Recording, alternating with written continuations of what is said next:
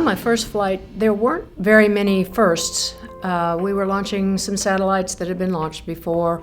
We were doing some other things, some tests that had been done before. I guess the only exciting thing was that we had the first politician in space, Senator Jake Garn from Utah, on there. But as we deployed one of our satellites, we found that it didn't work. And so Mission Control had to really rev up and do the things that they do best to try to figure out how to turn that satellite on.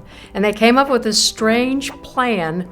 And first of all, I, as a surgeon, had to build a couple of devices, one that looked like a fly swatter and one that looked like a lacrosse stick, to try to swap a switch on the side of the satellite that was thought to have failed.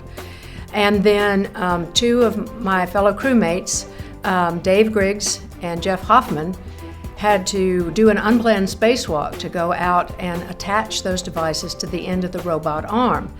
So that was pretty exciting. They never expected to do that. And then Bo Bobko, our commander, and Don Williams, our pilot, had to do a totally unplanned rendezvous with this multi-ton satellite drifting in space.